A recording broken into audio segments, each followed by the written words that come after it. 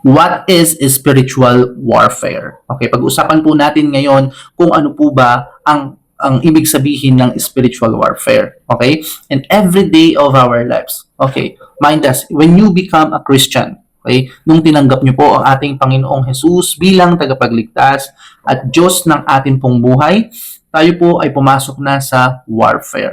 Yung spiritual forces in heavenly realms, those are spiritual attacks. Okay? So kung babasahin po natin dito sa Ephesians chapter 6 verse 12, okay? For we do not wrestle against flesh and blood, but against the rulers, against the authorities, against the cosmic powers over this present darkness, against the spiritual forces of evil in the heavenly places. Alright? Mababasa po natin dito that spiritual warfare is true. Totoo po yun. And ang spiritual warfare po ay hindi biro. Alright? Many Christians taken it for granted. Alright? Kung ating pong espiritu, kung ang ating pong kaluluwa, kung ating pong well-being ay hindi aligned sa Word of God, walang nare-receive na, o hindi nananalangin, hindi tumatalima, hindi nakikipag-taalastasan sa ating Diyos, well, our spiritual life is dry.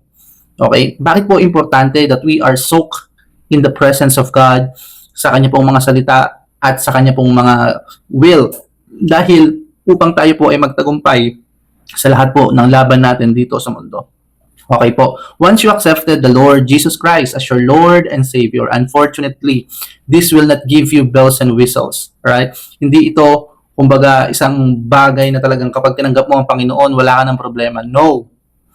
Pag po tinanggap nyo ang ating Panginoong Jesus bilang tagapagligtas at Diyos ng inyong buhay, gawin mo siyang Lord ng buhay mo, makakaranas ka po ng matitinding pagsubok. Baka po yung mga pagsubok na nararanasan po ninyo is ngayon mo lang mararanasan. Bakit po ganun? Kasi nga po, we are living in this world at we are wrestling against not the flesh and blood, but against powers, authorities over the heavenly places. Alright? Meron po tayong spiritual battle. Yan po yung realidad. No, hindi po lahat ay exempted dito, no. Lahat po tayo na tumanggap sa ating Panginoon ay makakaranas ng spiritual battle. Bakit po? This is first is to test your faith. Alright? Kapag po dumanas ka ng spiritual battles, the Lord is testing your faith. Tinitignan niya kung talagang susunod ka sa Kanya.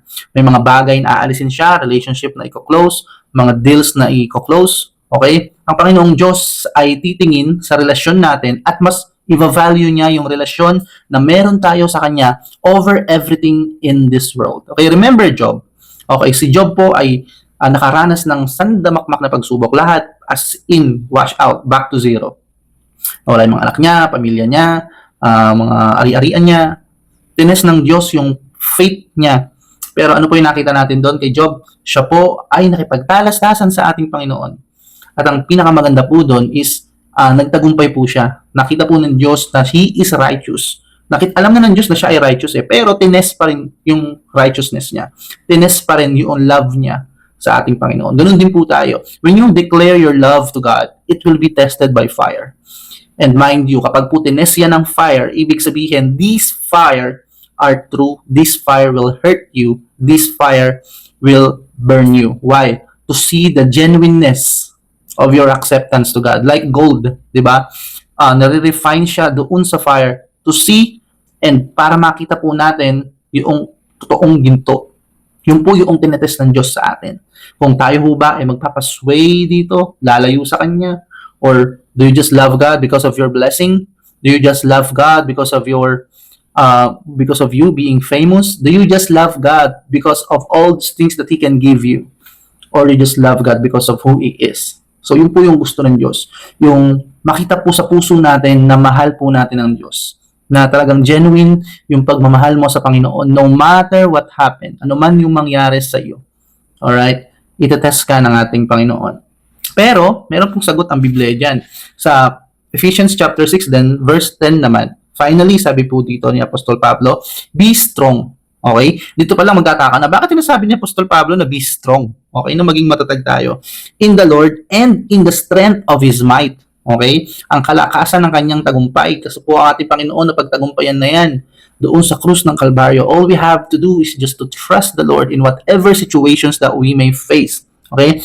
Put on the whole armor of God, that you may be able to stand against the schemes of the devil. Alright, put on the whole armor daw po. Kasi nga, we do not wrestle against the flesh and blood. Okay, so therefore, take up the whole armor of God, you may be able to withstand in the evil day. Darating po yung araw ng evil, na talagang ang mga tao, ang buong mundo, darating yung time na ang tao ay punong-puno na ng evil sa kanya pong puso at yung mga nakapaligid sa atin. Therefore, take up the whole armor of God, and to be able to withstand in the evil day, and having done all to stand firm. Stand therefore. Ayan. So, si Apostol Pablo po ay hinihikayat po tayo to stand in the presence of God.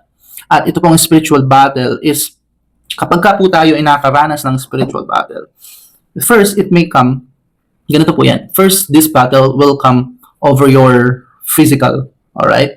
Our physical things, like yung ari-arian mo, mga ganyan, yung work, yung relationships, and it will come against you through that. Pangalawa po is yung ating spiritual dryness. Kaya makakaranas po tayo na tila baga ang Diyos ay hindi tayo sinasagot. We are in the wilderness. Darating po yung time na ganyan.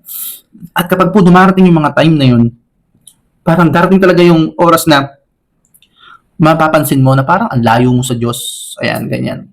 Kapag po tayo nakakaranas ng mga matitinding pagsubok, strange na mga pagsubok, suddenly, ibig pong sabihin, ang Diyos po ay tinetest ang ating faith, ang ating love sa Kanya. At hindi lang po niya basta ito itetest, kumbaga dadalisayan po niya para lang po makuha niya yung genuine na love na kaya nating i-offer sa Kanya. And marami pong Kristiyano ang nasisway dito. Pag dumating na yung pagsubok, hindi mo na makita sa simbahan, hindi mo na makita nagbasa ng Bible, hindi mo na makita ang lumapit sa Diyos. So, baliktad ang nangyari. Doon po dumarating yung sinasabi dito sa Bible na yung pagsubok na yon, yung mga bagay na nararanasan mo is coming from the devil. And it will test your faith. Again, it will test you no matter what your situation is. At sabi po ng Bible, be strong in the Lord and in the strength of His might. Okay? Basta lumapit ka lang sa Diyos, manalangin ka.